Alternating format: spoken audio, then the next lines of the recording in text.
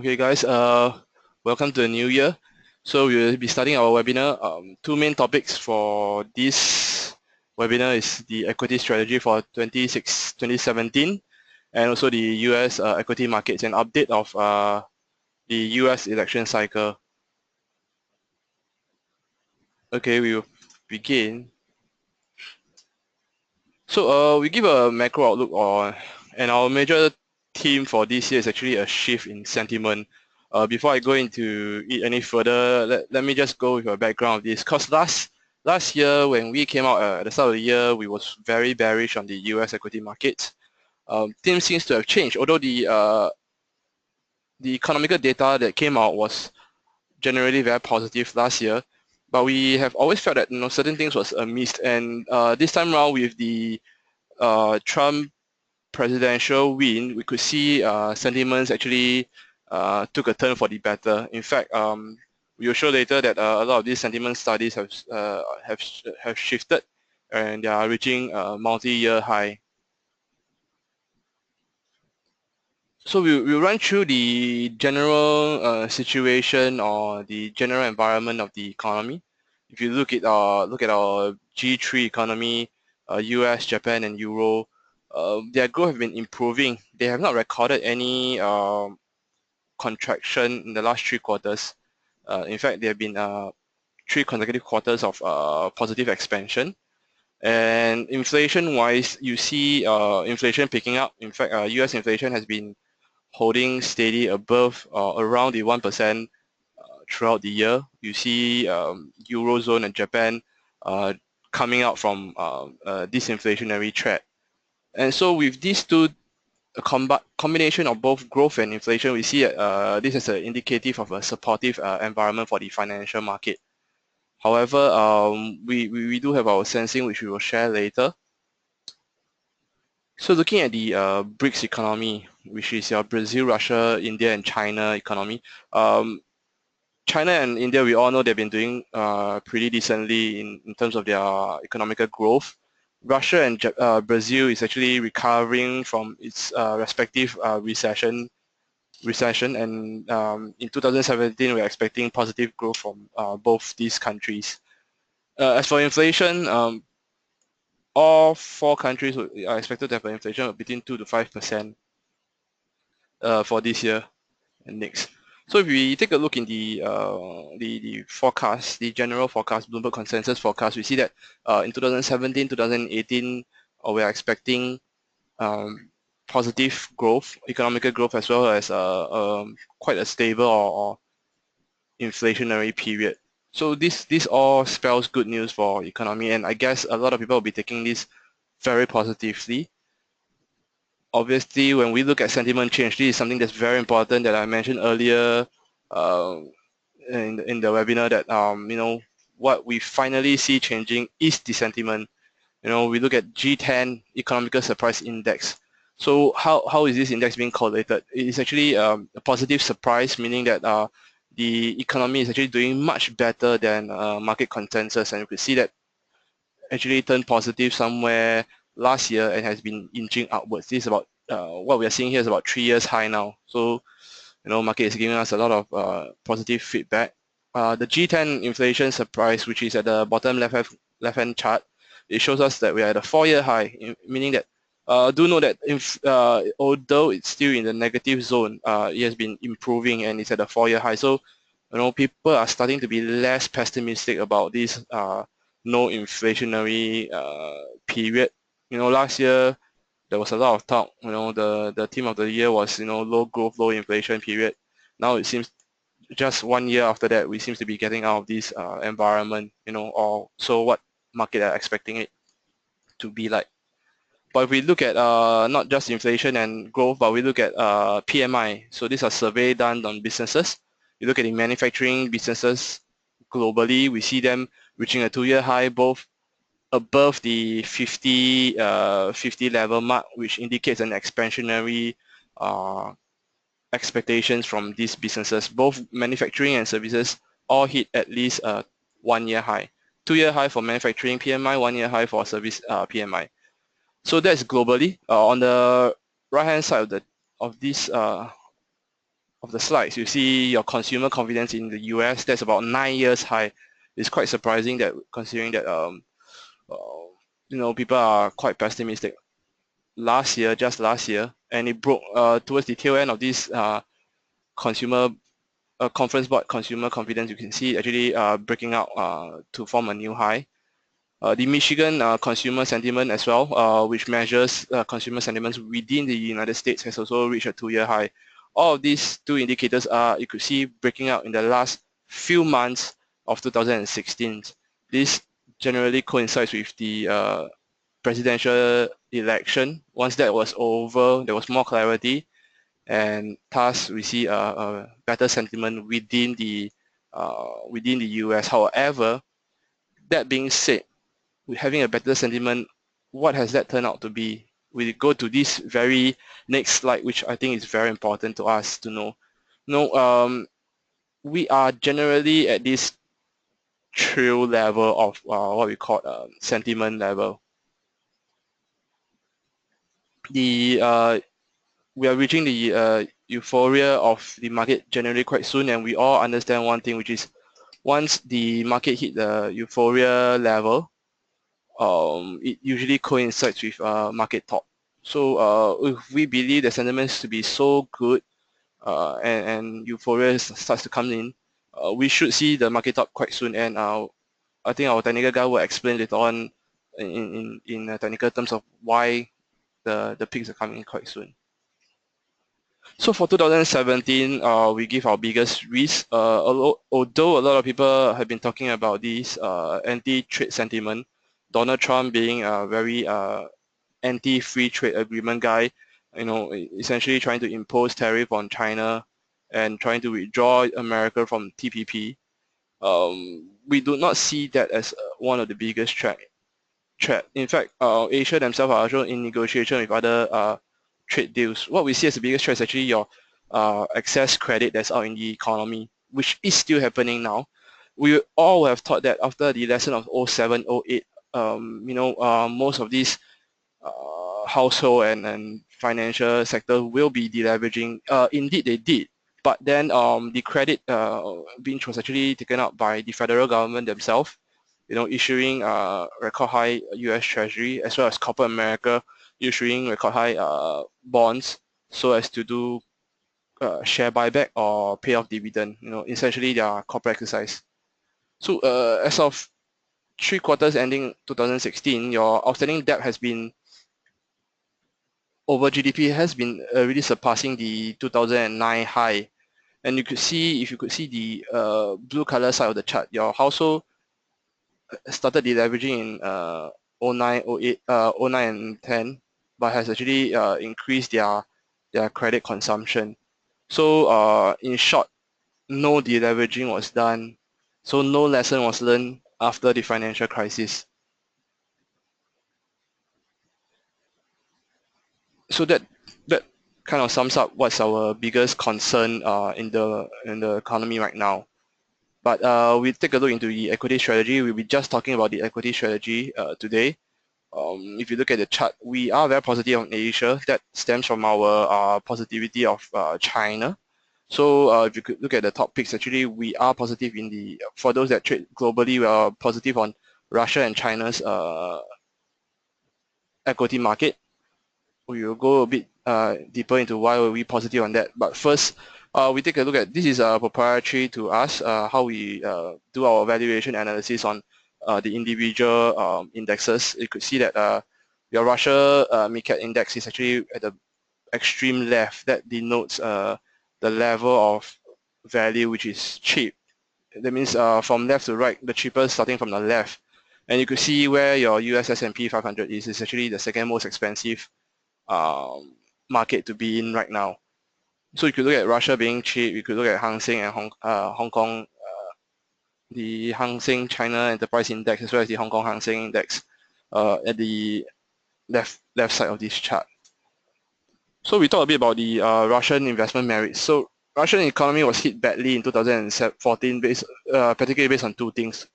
The sanction that US and the EU zone imposed on them after their invasion of Crimea, that has a huge impact on their economy, as well as the falling oil prices you could see in the two charts below. However, we believe that the recovery of Russia is still much in play. Oil prices have actually bottomed and picked up, and of course we see once the Russian-friendly Donald Trump gets into office, the official reversal of this sanction should be in progression.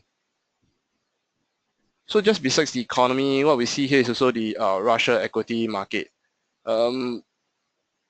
Same with the economy, it moves in tandem with oil prices. So we could see on the right-hand side of the chart, once the oil price rebound, MSCI Russia actually rebounded as well.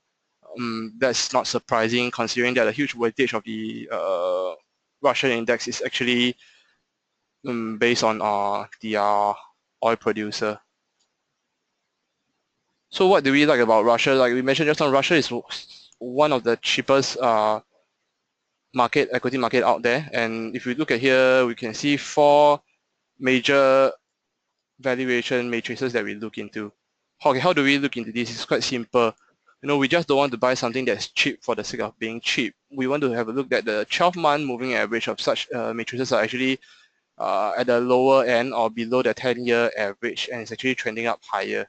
So this denotes to us that there is strength within the equity markets, and the equity market itself is actually improving.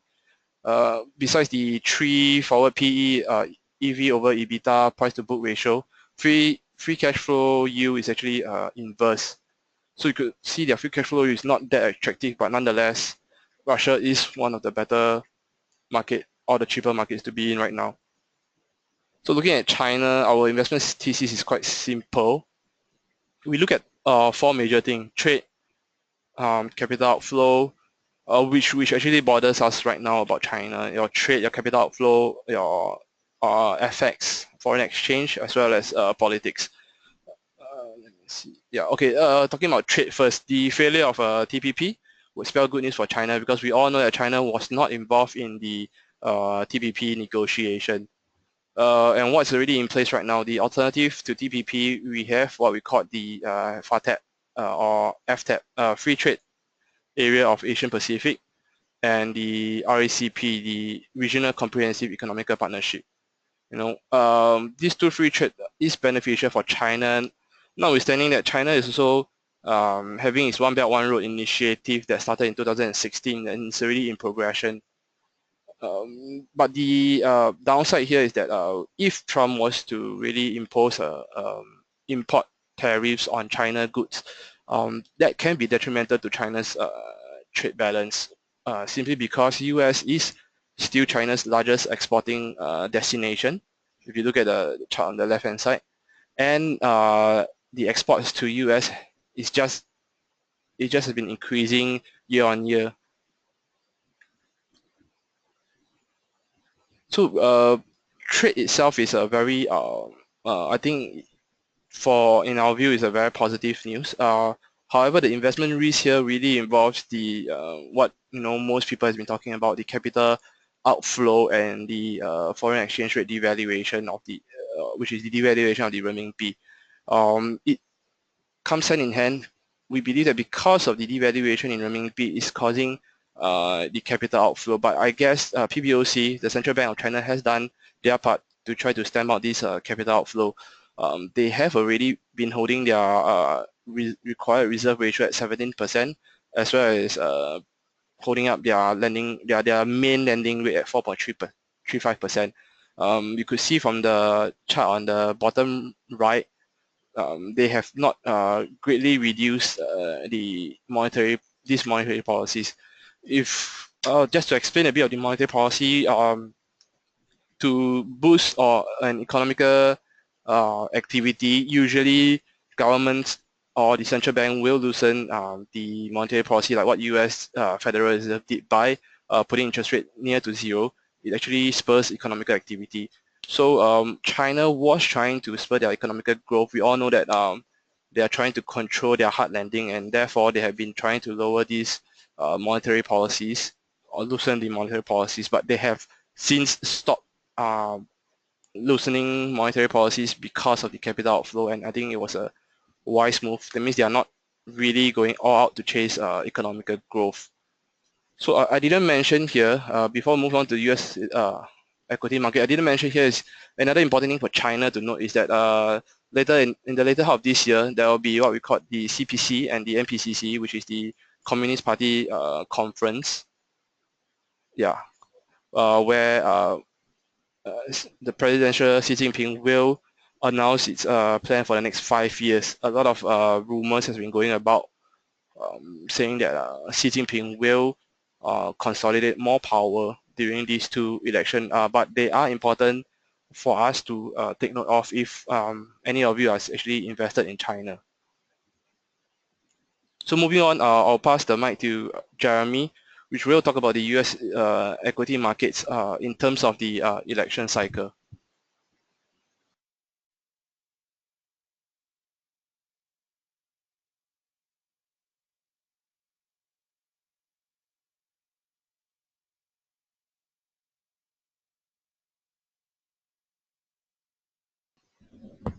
Morning everyone, Jeremy speaking, technical analyst.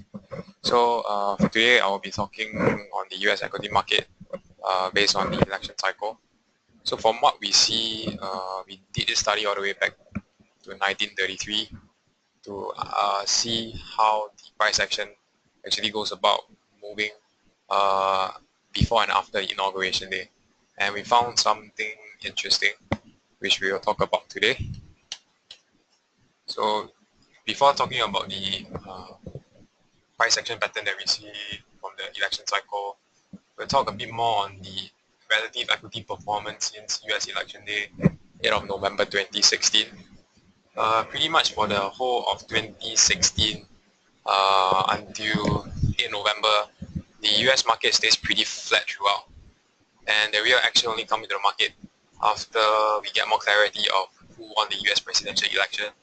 And surprisingly, Donald Trump somehow or rather managed to spur the market higher. So here's the relative performances of the equity asset class. So as you can see over here, the top performer is the financial sectors. And mainly the reason why financials are getting such a benefit is because probably due to the expectations of the business deregulation that Donald Trump have promised, in a sense whereby the repealing of the Dodd-Frank Act is actually going to go about, which is the reason why financials are experiencing such a huge gain. The second biggest winner is the Russell 2000. It's basically small cap at 14.7%, and the third largest beneficial is the mid cap 400 at 11.2%.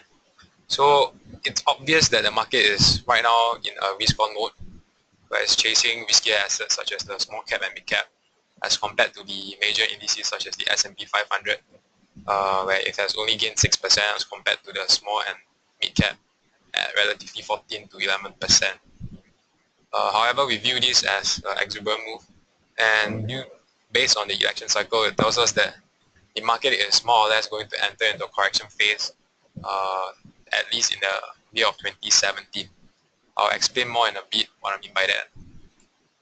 So, like I mentioned just now, the drivers of the rally post-election, 8th of November, is based on these three drivers.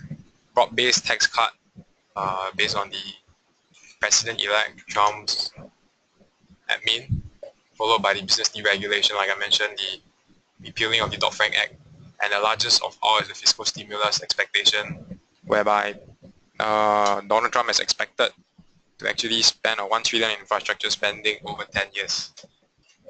There's a slight thing to note over here is the combination of the broad-based tax cut together with the fiscal stimulus would actually translate into an increase in the budget deficit of up to $5 trillion over the 10-year period. So that by itself could be a problem if it really were to materialize. And however, all these three drivers over here remains to be a big question mark, because we wouldn't know for sure whether all these three particular factors will actually come into play. So moving forward, the inauguration of President-elect Trump will happen 20th Jan this month. So do keep a lookout moving forward after President-elect Trump gets in power, and watch how these policies actually run out. And right now we'll talk about the main topic for today, the US election cycle. So like I mentioned, we did a study on the S&P 500 index based on the election cycle to watch the price action around the inauguration day of respective presidents. So what we saw is that there's this pattern whereby the S&P 500 index tends to top out near the US presidential inauguration day, and the pattern is more pronounced when we get a change in regime of presidents with more than one term. So these studies actually gave us a total of 8 examples whereby we have 8 presidents that have been in office for more than 2 terms. And right now we are in a situation whereby President Obama is about to pass on his 2-term cycle ending in 20th Jan this year to President-elect Trump. So moving forward, it should be a pretty interesting time in 2017. So here's the chart to show it all. So just to orientate you guys what this tells us, we have the chart over here, which is the S&P 500 price action, and I've annotated vertical lines on the charts to show the respective inauguration day period. So you can see over here, like this particular first bar here, this is the reign of Franklin Roosevelt's era from 1933 to 1945, where he actually held office for 4 terms. So the important thing to note here is the highlighted areas and the down arrow to show the correction that the S&P 500 faced relative to the inauguration day period. So during Franklin Roosevelt's era to Harry Truman's era, you can see once the baton is being passed over, the market tanked 28.47%, 13 months after the inauguration of Harry Truman. The transition over to Harry Truman is the pattern that we want to watch out for. Same thing happened during 1945 to 53 during Harry Truman's era. So the market tanked immediately 1 month prior to the inauguration day, 14.82%. Similar kind of price action, we'll talk about the correction near the inauguration day.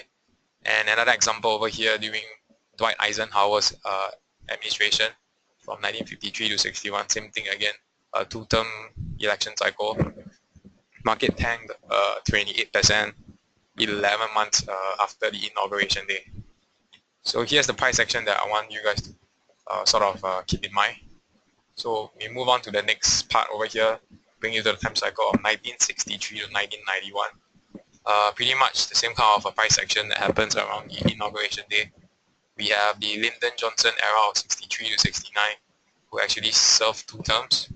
Same thing happened over here when the baton is being passed on to Richard Nixon. Just prior to the inauguration day, about 18 months prior, 2 months prior, you can see the market tanked 36%. Same thing for the Richard Nixon era of 69 to 74. Just 18 months prior to the inauguration of the following president, Gerald Ford, you can see the market tanked 48%. So we noted another interesting thing is that the market tends to tank more substantially when we get the all-time high being fixed prior to the inauguration day, just like these 2 scenarios over here.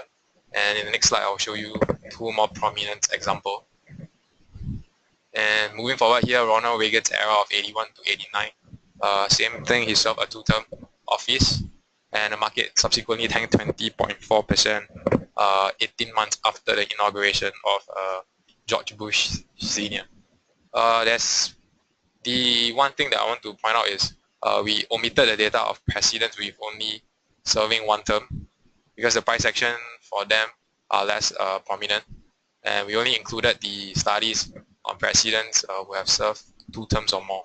And moving on to the most recent data that we have, this is the price action from 93 to 2017. So this is the Bill Clinton's era from 93 to 01, who have served 2 terms. Same thing over here, you can see the inauguration of the following President George Bush. Market tanked 50%, 10 months prior to the inauguration day of the next president. And a similar thing happened during George Bush reign of 01 to 09, a 2-term election cycle as well. The market tanked 57.6% after the baton is being passed over to Barack Obama. And that happened 15 months prior to the inauguration day. So like I mentioned just now, the correction is definitely more substantial when we get an all-time high prior to the inauguration day. So what does that mean for us and where we are right now? As you guys know, last Friday the S&P 500 continued to break a new record high. And moving forward, what we need to watch out for is whether the S&P 500 continues to break new record high going forward ahead of 20th Jan, or it manages to put in an all-time high before 20th Jan. That should spell out two scenarios that's going to play out based on this election cycle. And what I mean by that, we are expecting an immediate correction to take place if and when the S&P 500 index forms an all-time high before 20th Jan, in the range of probably 36 to 50% if that happens. But however, on the other hand, if the S&P 500 continues to make new all-time high, then we should expect the rally to get extended all the way in 2017, where the correction should come in the later part of 2017. In a few slides later on, we'll try to identify certain timelines in 2017 to sort of mark a market top based on some macro indicator that we have been watching. And so here's just the summary of the US election cycle from another point of view in the table form. So the main emphasis over here is those rows in bold. Those are the fields that actually show the price action whereby the all-time high is being formed prior to the inauguration day. And to illustrate again that the peak to trough correction is way more substantial when the all-time high is being formed prior to the inauguration day during Lyndon Johnson, Richard Nixon, Bill Clinton, and George Bush era. So right now we are in the Obama's era, handing over to President-elect Trump in 20th Jan. These two particular column remains a question mark. So moving forward to after 20th Jan, we should get more clarity of what's going to happen in terms of where the all-time high will be fixed in place, either before or after 20th Jan. So here's what I mentioned just now, trying to time the possible market top in 2017. We are using the US unemployment rate over here to sort of see some potential recessionary points in 2017.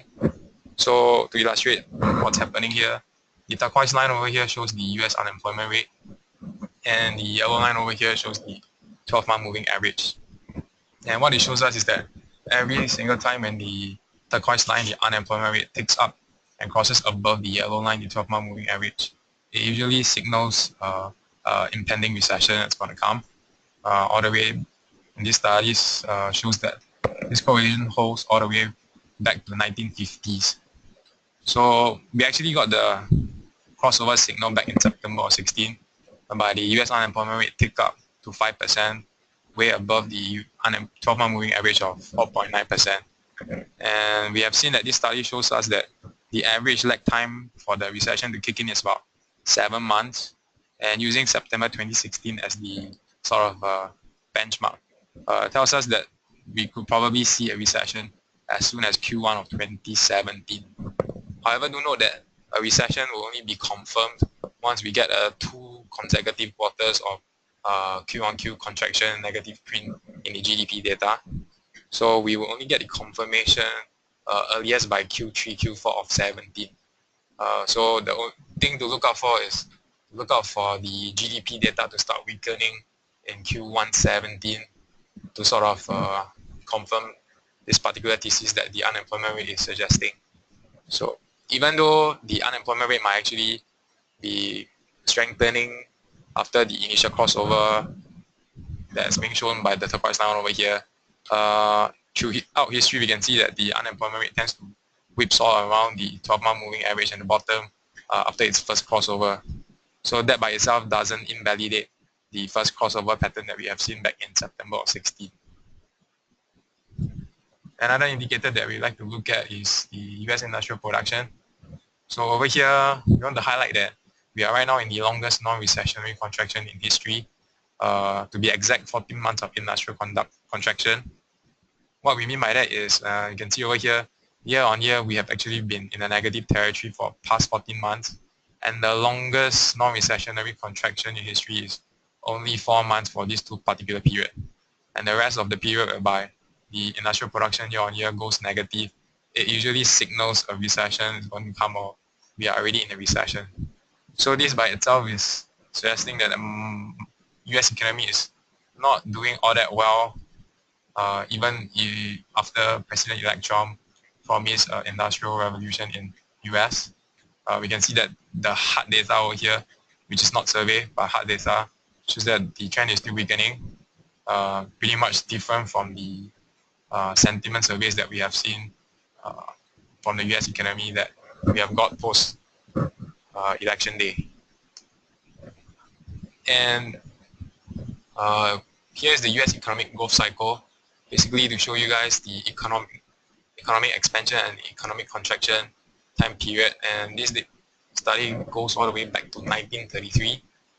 So what we actually see here is that the market moves in a cycle of expansion and contraction, and we are right now in the third longest economic expansion in history, way surpassing the subprime period of 01, 07 or 73 months. We are right now in the 92nd month of expansion and counting, and the longest expansion is 119 months back in the 1991 to 01 period. So what to look out for here is we like to reiterate that no expansion lasts forever, and expansion will definitely end up in a contraction sooner or later based on the business cycle. And being right now at the third longest economic expansion in history, we believe that it will be just a matter of time before the US economy dives back into a contraction period whereby we should see a recession formalize maybe as soon as 2017, as suggested by the unemployment rate and the industrial production. So keep a lookout in terms of how much longer this economic expansion lasts, whether we can actually surpass the 1960-1970 period of 107 months of expansion. And last but not least, we'd like to end off with this bonus chart. In a way, end off in a fun note.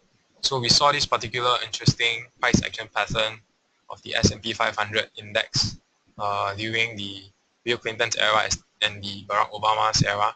So both of these price action shows pretty much the same kind of thing. In a way, you can see from the chart to peak of the S&P 500 index from Bill Clinton's era, the market gained 262% as opposed to Barack Obama's era of chart to peak of 241%. From a zoom out picture point of view, you can see both charts actually just goes up sort of in a straight line without much significant correction until the end of the term, whereby you can see the market enters into a correction shown by the pink line. So we saw a pretty interesting correlation and pattern that plays out. The market did actually form an intermediate high during Bill Clinton's era back in July 1998, and only managed to form an all-time high before it starts crashing down 20 months later. So using that same kind of idea, we used that to overlay on the current S&P 500 index. We saw that the S&P 500 index only recently, back in May of 2015, formed an intermediate high, whereby it failed to break out for at least 1 year before we see further movement to the upside. Using the same idea of adding 20 months to the immediate high, that brings us to a very interesting time period of January of 2017, which ties in pretty nicely to the election cycle that I've just mentioned. So looking at this interesting price action, look out for interesting price action to come into the market in the year of 2017, whereby the S&P 500 could actually experience some sort of market correction. Hence, we would like to end off to say that we remain bearish on the US equity market. And here are some of the tradable instruments that you guys can use to capitalize to trade on the downside if the market do actually enters into a correction phase.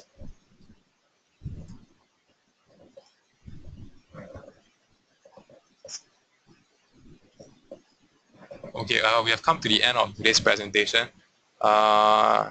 We would like to ask you guys a favor to help us do a survey that we have actually just entered into the chat group.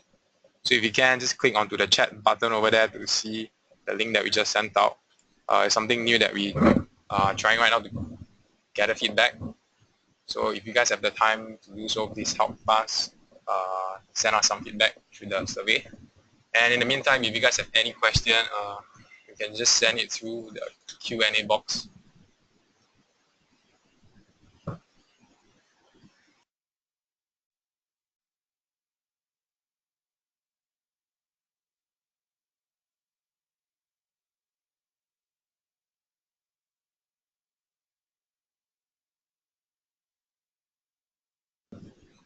Okay, there's a question asking our view on gold and silver. We would still hold on to the view that we are bullish on gold and silver, mainly due to the fact whereby we believe that 2017 will be the year where inflation will kick in. And why we say that is because the base effect from oil should come hard right in 2017, because the low that we have seen in oil is formed back in February of 2016, and 2017 will be a year whereby the base effect of oil kicks in pretty hard.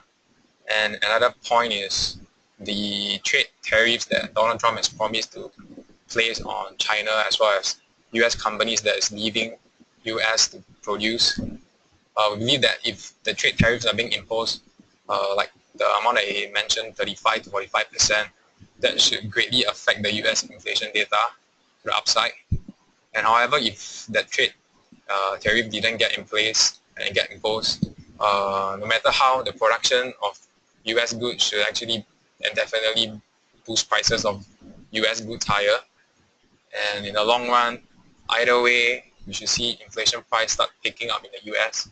And if the Fed have no choice but to change the inflation curve, chances are that we will see gold and silver benefit in a higher inflationary period in 2017. And based on the technicals, gold and silver, even after going through huge correction, as of now, it's sort of forming up a base from 1120 level for gold as well as silver at 1580. So for us, we believe that gold and silver should experience a good year, just as what we have experienced back in 2016, similar movement that we have seen.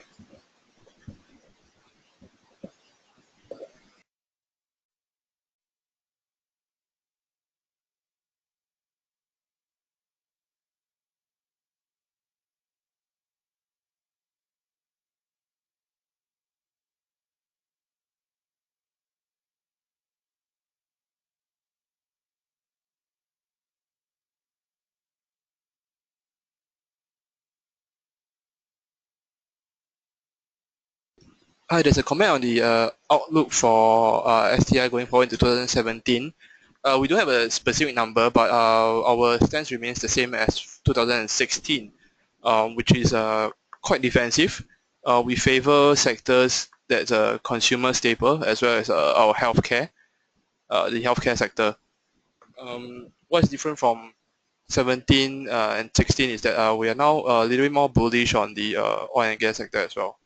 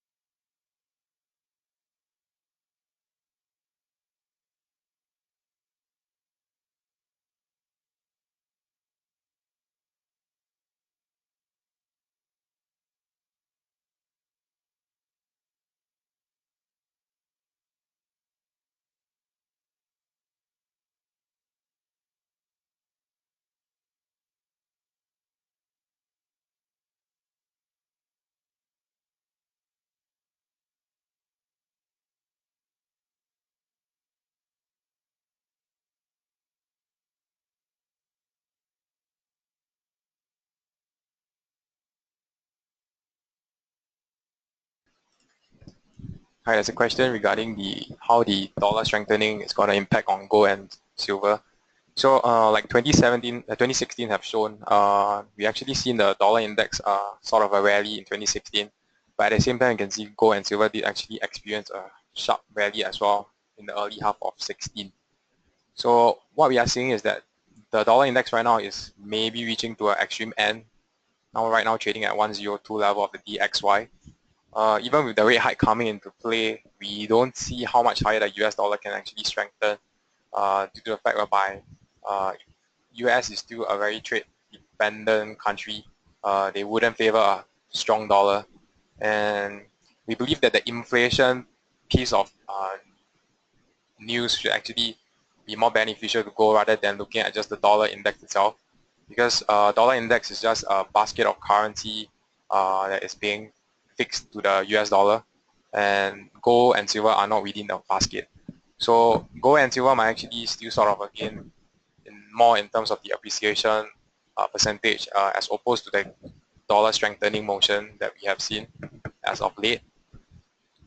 So we believe that the inflation story is going to hit hard, and that's going to be the driver for the move in gold and silver in 2017.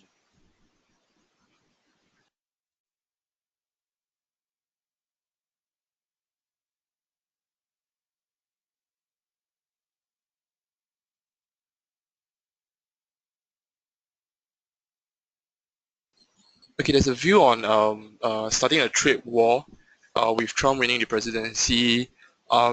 He will start a trade war with China and most probably cause a market crash. Um, like we mentioned in our webinar, yes, there's a significant trade balance between China and US, but as long as China can improve their trade relations within the region itself, US might be alone in this trade war. As in, um, they might close their door to exports and import, but the rest of the world will carry on trading.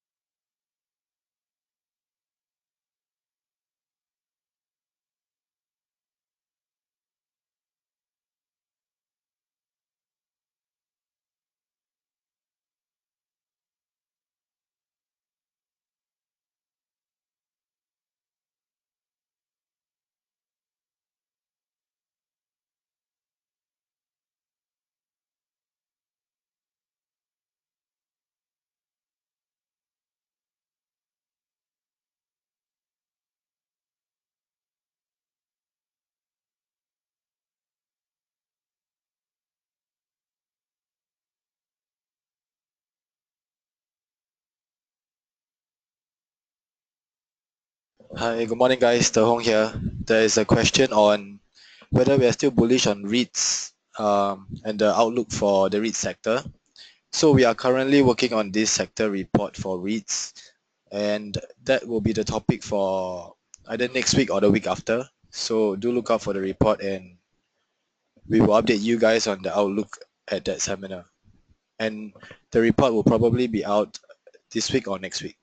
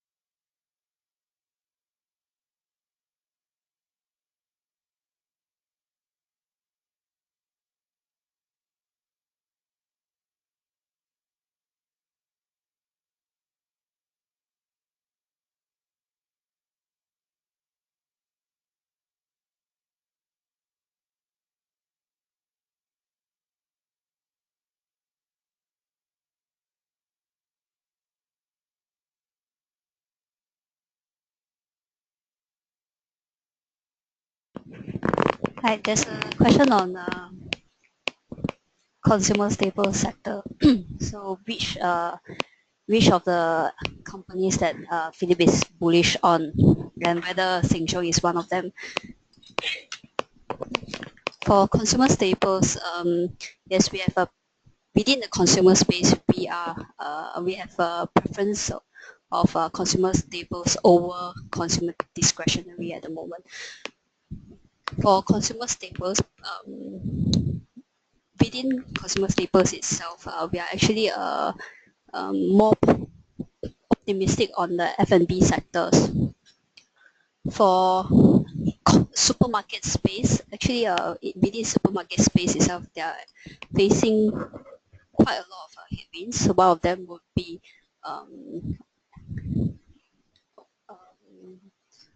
on higher or more intensified competition. As you know that Sheng has lost 2 of its bids for supermarket space in last month, in December last year, sorry. And nonetheless, we are still waiting for some of the new sites to be opened up for bidding. And for Sheng Siong's case, we may be seeing that there will be some margin compression in a sense that due to the higher competition, and that also when we look into the more subdued consumer sentiment as well. So we are still positive on Sheng Siong, given that its price has actually come down quite a bit. If given our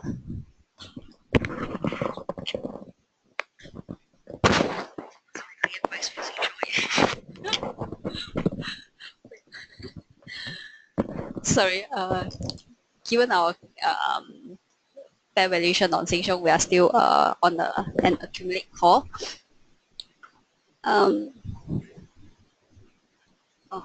Our target price for Sheng Siong is 1.13.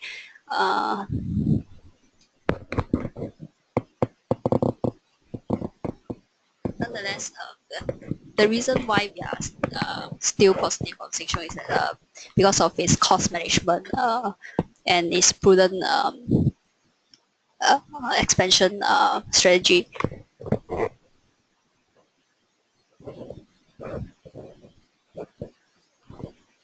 Other than that, you may also look into the smaller cap stocks, Old Chunky, which we are more bullish on.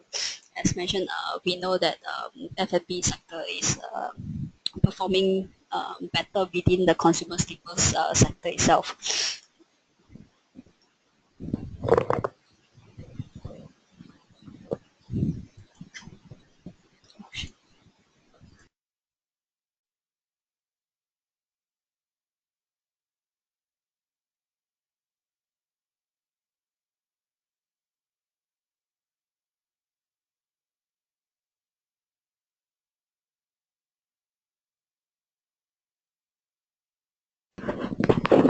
Okay, we'll end today's webinar here. Thank you guys so much for attending today's webinar. Just a quick reminder again, the archive webinar will be published under this particular URL here. So for today's webinar, for those who want to take a relook at it, latest by this week, it should be up on this particular page. So thank you guys once again.